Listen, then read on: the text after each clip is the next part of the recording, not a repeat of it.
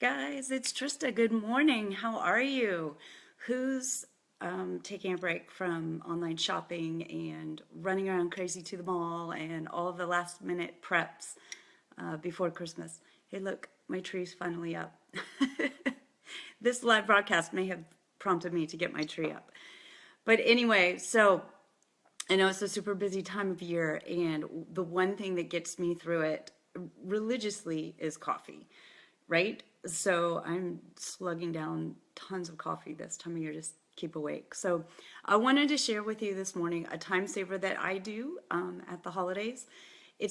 I love to give my neighbors a gift, and it's typically on Christmas Eve or New Year's Eve.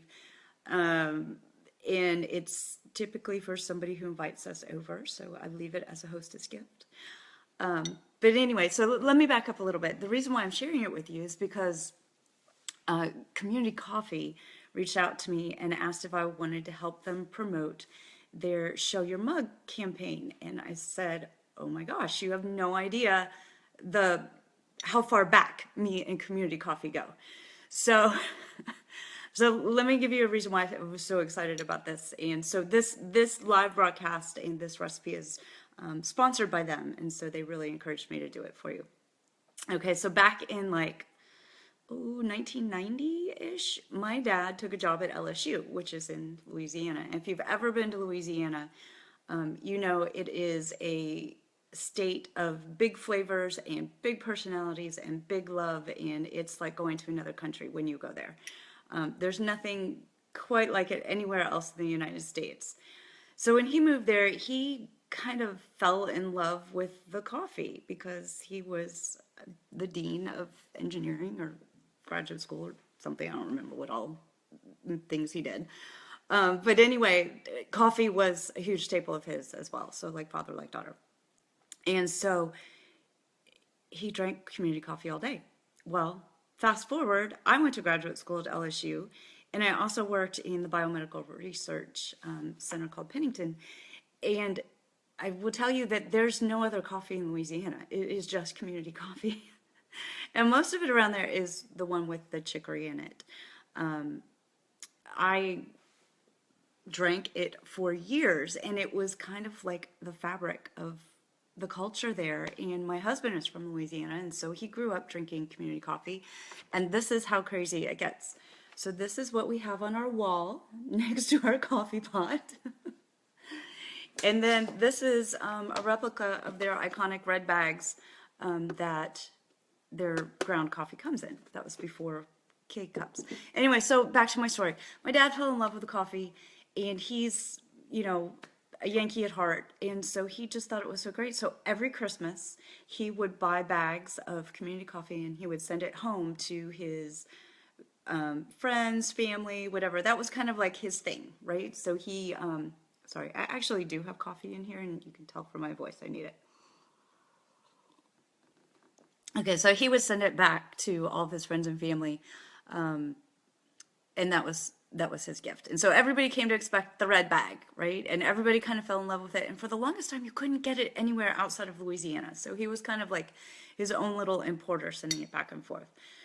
So I loved that tradition. And so my dad would do that every Christmas. And so I kind of carry that on and build on it a little bit. And so one of the things that I do for, like I said, friends and neighbors, is I like to make them a breakfast for Christmas morning, because Christmas morning is so insanely crazy. And breakfast is kind of an afterthought because you're so focused on the Christmas meal. Anyway, so what I make is this make-ahead French toast. And it's super duper easy. And I'm going to tell you exactly how to do it. So that what you can do is pair this French toast with a cute little basket like this with your favorite coffee, because the French toast is super sweet, and so you want to have coffee, some maple syrup, a cute little hand towel. All this came from the grocery store, and make it with your breakfast, and it's just a lovely little hostess gift that you can give, and it's so appreciative. So here's what you need.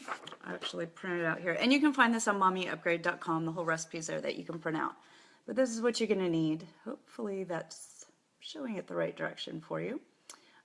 You're super easy. You're going to need half a cup of melted butter, a cup of packed brown sugar, a loaf of Texas toast, and if you don't know what that is, this is Texas toast.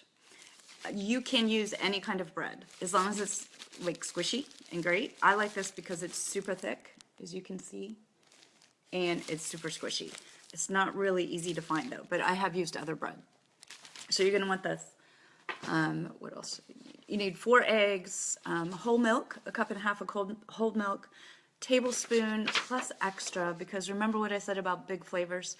You want big flavors in this. So you're going to want extra vanilla. You're going to want 2 tablespoons of brown sugar mixed with 2 teaspoons of cinnamon. And again, I'm heavy-handed on my cinnamon because we like it. Powdered sugar is kind of optional, but it tastes really good to kind of sprinkle it on top. And then real maple syrup just makes it super great. So this is a really easy thing to do if you've ever made French toast before. You're just going to melt the sugar and, I'm sorry, you're going to melt the butter, and then you're going to put the sugar in it. You can stir that all together, and then you're going to pour it in the bottom of your pan. Here's one that I made this morning, and you can see that I already ate some. It was good. So you're going to pour it in your pan, and then you're going to cover it with a layer of your Texas toast. This is about a 13 by 9 inch pan, and I can get 6 pieces of Texas toast across it perfectly. So put your Texas toast on top, take 1 cup of that, you're going to beat together your eggs, your milk, and your vanilla. And take 1 cup of that and pour it over your Texas toast. And sprinkle the brown sugar and cinnamon mixture on top of that. You really don't have to measure this very, very much. You could kind of just guess it.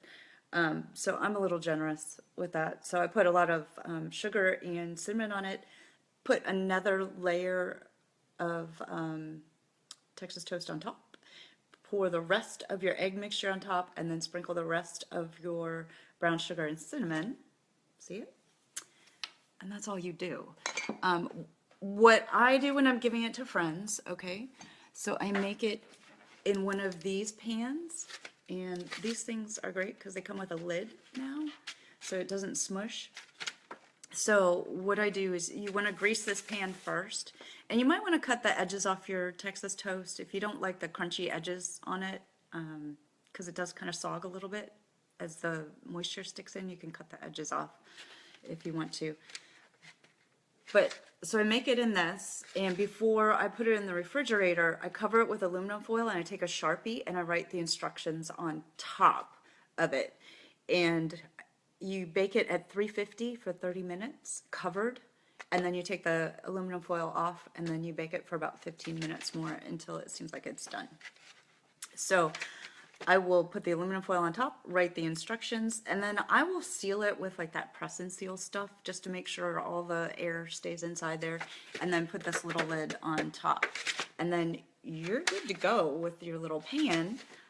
So you can tie a ribbon around that, and then pair it with this cute little, this is just a little tin, some maple syrup. I found this adorable little kitchen towel.